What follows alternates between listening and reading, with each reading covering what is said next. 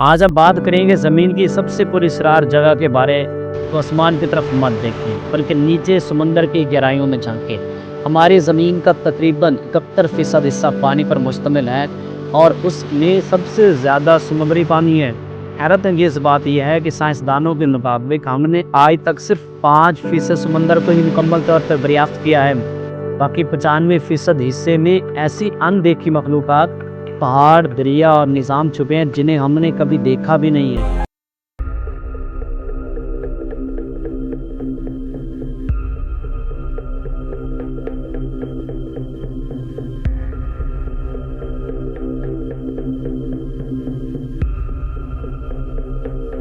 Welcome to Zeta T V. ناظرین، سمندر کو اگر ایک الگ سیارہ کہا جائے تو شاید غلط نہ ہو۔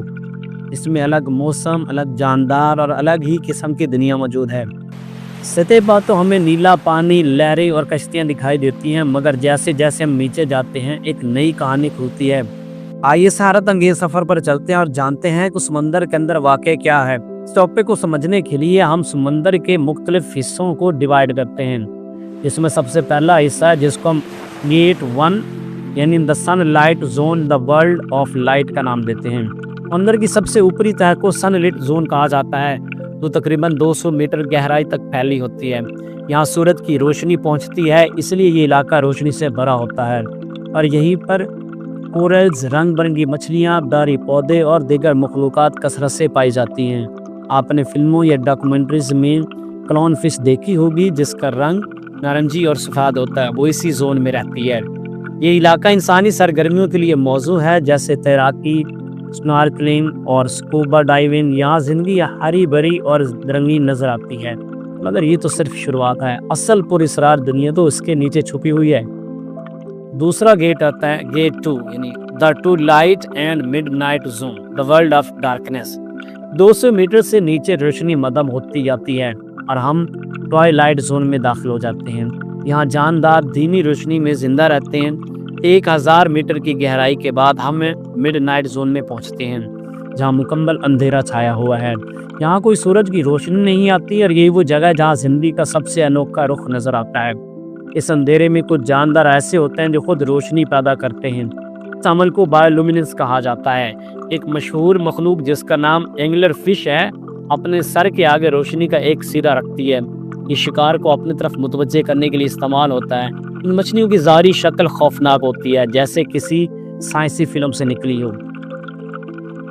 تیسرا گیٹ آتا ہے extreme pressure, cold and struggle for survival.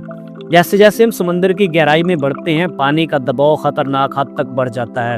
1000 metre کے بعد جسم پر ایسا دباؤ پڑتا ہے جو انسانی جسم کو چیر سکتا ہے۔ اس کے باوجود یہاں مخلوقات موجود ہیں۔ درجہ حرارت یہاں 0 کے قریب ہوتا ہے، روشنی نہ ہونے کے برابر، مگر جیلی فش، گہرے رنگ کے آکٹوپس اور لمبی لمبی چپٹی مچھلیاں یہاں بآسانی زندہ رہتی ہیں۔ یہ مخلوقات آکسیجن کی کم مقدار میں، شدید دباؤ میں اور مکمل اندھیرے میں بھی زندہ رہنے کی صلاحیت رکھتی ہیں۔ ان کی ساخت، جن اور حرکات اس ماحول سے مطابقت رکھتی ہیں اور یہی ان کی حیرت انگیز بقا کی دلیل ہے۔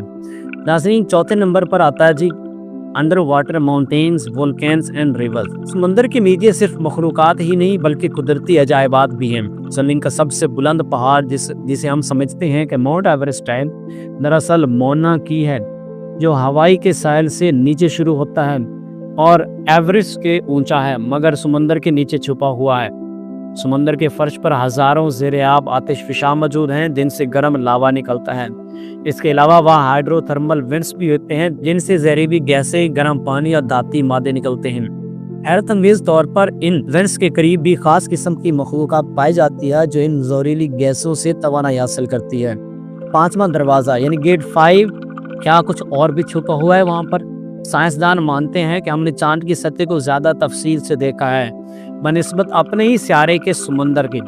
یہاں اب بھی بے شمار راز دفن ہیں، جیسے ڈوبا ہوا شہر اٹلانٹس، یا ہزاروں پرانی کشتیاں، یا شاید وہ مخلوق جنہیں ہم سمندری نیم یا سی مونسٹرز کہتے ہیں۔ کیا وہ حقیقت میں موجود ہیں؟ اس کا جواب شاید ہمیں مستقبل میں ملے۔